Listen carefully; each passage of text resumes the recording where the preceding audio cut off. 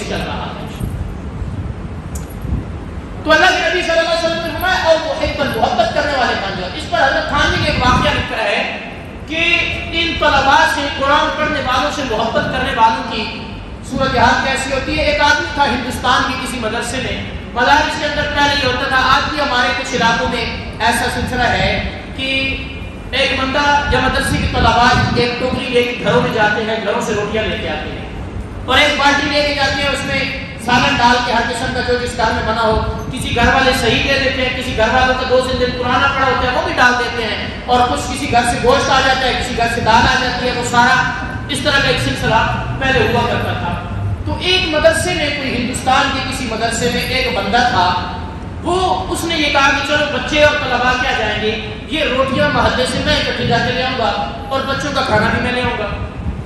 اب یہ بچے تو بچے ہوتے ہیں، ان بچوں کا وہ کھانا لے کے آتا، بچوں کو کھلاتا. تو بچوں نے کہا کہ طلباء تھے، بچے تھے، انہوں نے اس کا نام رکھ دیا کہ یہ بیل ہے ہمارا، یہ نام رکھ لیا ہمارا بیل ہے. بچے تھے. ایک دن کہیں وہ روٹیاں لینے جا رہا ہے تو بچوں نے کہا کہ وہ ہمارا بیل جا رہا ہے. یہ جب لفظ کہا نا، اس نے وہ ٹوکری اور بالٹی پھینکی. اس نے کہا میں ان کے باپ کا نوکر ہوں، روٹیاں لا کے کھلاتا ہوں مانگ کے محلے سے، اور یہ کہتے ہیں ہمارا بیل جا رہا ہے. چلا گیا گھر. بچے انتظار کرتے رہے، بالآخر دیکھا روٹیاں کوئی نہیں لے کے آیا، سو گئے. ادھر وہ بھی گھر جا کے سو گیا. سویا تو رات کو خواب میں دیکھا کہ محشر کا میدان ہے، 2 لائنیں بنی ہوئی ہیں، ایک طرف لوگ جہنم میں جا رہے ہیں، دوسری طرف جنت میں جا رہے ہیں.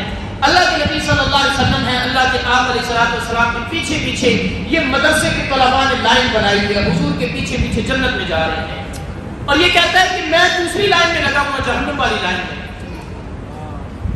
اور کہتا ہے کہ اس موقع پر اللہ کے نبی صلی اللہ علیہ وسلم جا رہے ہیں تو یہ طلباء آواز دے کے کہتے ہیں یا رسول اللہ ہمارا بیل جہنم میں جا رہا ہے، ہمارا بیل جہنم میں جا رہا ہے.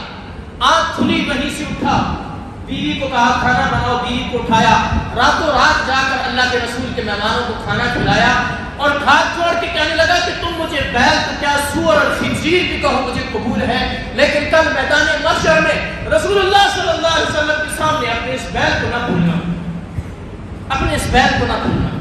تو اللہ کے حبیب صلی اللہ علیہ وسلم نے فرمایا او محبا،